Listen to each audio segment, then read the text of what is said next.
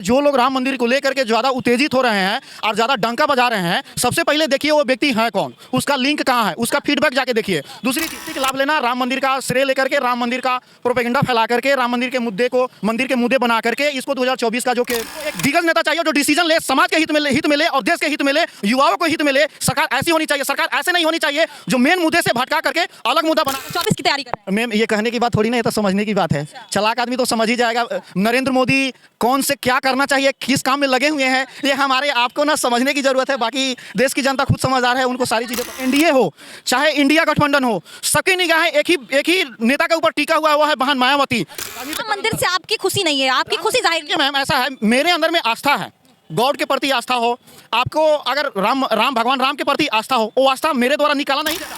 धर्म के नाम पे प्रोपेगेंडा फैलाना, कौम के नाम पे प्रोपेगेंडा फैलाना, हिंदू मुस्लिम का, ये मोदी जी का, पाकिस्तान हिंदुस्तान करना, ये मोदी जी का है। देश का कोई भी व्यक्ति अगर अपने आत्मा से पूछ ले तो उसका एक ही इंटरेस्ट नजर आएगा, वो है राजनीतिक लाभ। जिस यूपी की बात करते हैं, इस यूपी में एक समय था जो लॉ एंड ऑर्डर को कैसे मेंटेन किया जाता है ना, सरकार भी बनी है, आदरणीय बहन मायावती जी की सरकार भी गठबंधन है।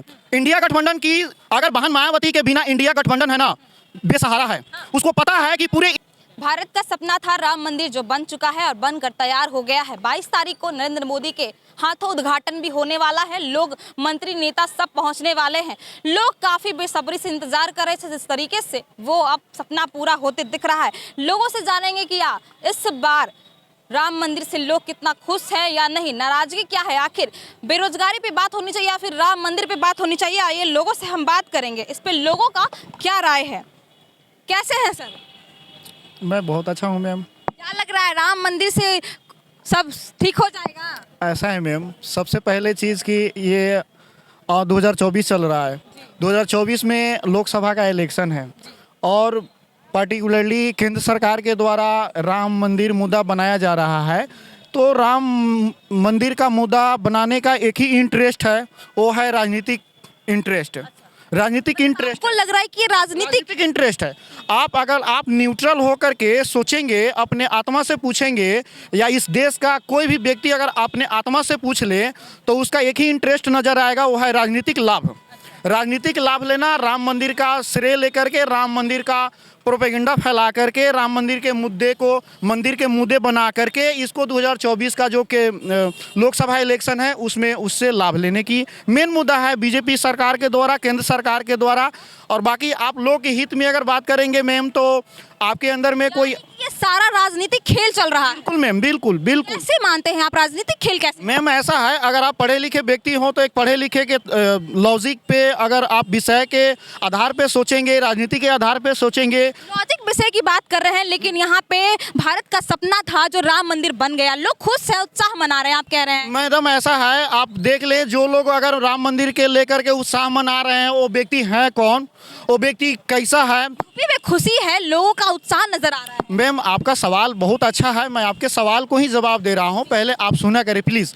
मेरा मानना ये है, जो लोग राम मंदिर को लेकर के ज़्यादा उत्तेजित हो रहे हैं और ज़्यादा डंका बजा रहे हैं, सबसे पहले देखिए वो व्यक्ति है कौन, उसका लिंक कहाँ है, उसका फीडबैक जाके देखिए। दूसरी चीज़, राम मंदिर में ऐसे व्यक्ति हैं, देश में सिर्फ राम मंदिर की मुद्दा नहीं है, देश में बहुत सारी चीज़ें हैं जो मेन मुद्दा है, लेकिन सरकार मुद्दे से भटक करके ये 2024 के इलेक्शन के लिए ये मुद्दा बना रही है जिससे उसको राजनीतिक लाभ मिले। बाकी राम मंदिर का मुद्दा यही है मैम। राम मंदिर से आपकी खुशी नहीं है, आपकी खुशी जाहिर। मैम ऐसा है, मेरे अंदर में आस्था है, गॉड के प्रति आस्था हो, आपको अगर राम भगवान राम के प्रति आस्था हो, वो आस्था मेरे द्वारा निकाला नहीं जाएगा या किसी के द्वारा छीना नहीं जाएगा। आपके ये दिल और आत्मा की बात है, आपके अंदर में आस्था है तो कोई थोड़ी ना निकाल सकता है। अगर मान गए कि कोई बोलेगा मत मानो, किसी को कहने से थोड़ी ना मानेंगे आप मैम, या मैं बोलूँगा मानो तो मेरे कहने से आप थोड़ी ना मान जाओगे। आपका व्यक्तिगत विचार है, व्यक्तिगत इंटरेस्ट और सामाजिक इंटरेस्ट और नेशनल इंटरेस्ट, ये तीनों चीज़ों को सबसे पहले हम लोग को क्लैरिफाई करना होगा।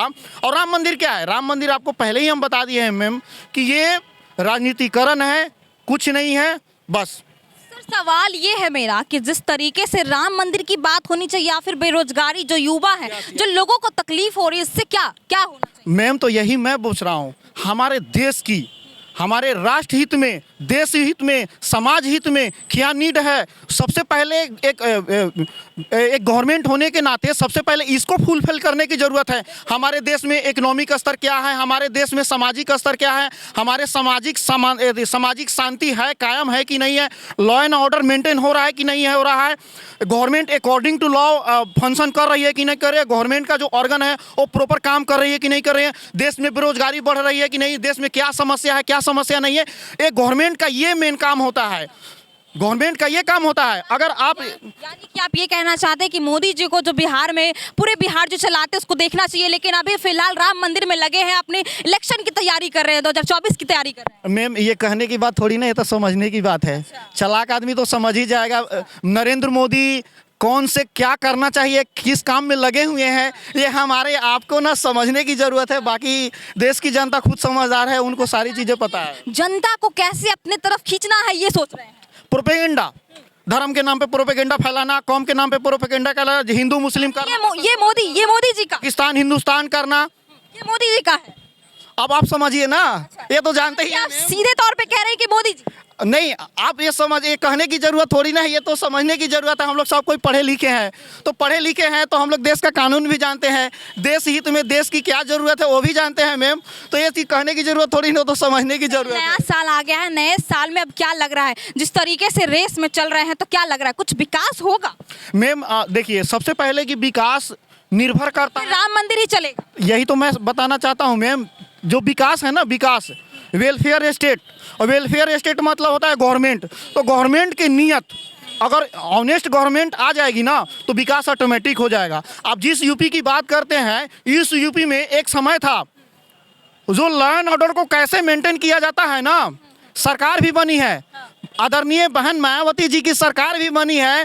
पूरी मैं इंडिया के सारे स्टेटों के सीएम को मैं कहना चाहता हूं, आपके चैनल के माध्यम से लॉ एंड ऑर्डर कैसे मेंटेन किया जाता है और बहन मायावती से सीखें। एक बहन मायावती की सरकार था, जिस समय लॉ एंड ऑर्डर कैसे मेंटेन किया जाता था, समाज में कैसे शांति कायम की जाती थी ना, वो बहन मायावती से सीखने की जरूरत है। और मैं आपके चैनल के माध्यम से, चाहे केंद्र सरकार हो चाहे राज्य सरकार हो, मैं उनको बताना चाहता हूँ, आप सीखिए लॉ एंड ऑर्डर कैसे मेंटेन किया जाता है, गरीबों के हित में काम कैसे किया जाता है, वो सीखने की जरूरत है। मायावती जैसी चाहिए। यस, मायावती सरकार कैसा चाहिए, योगी या फिर?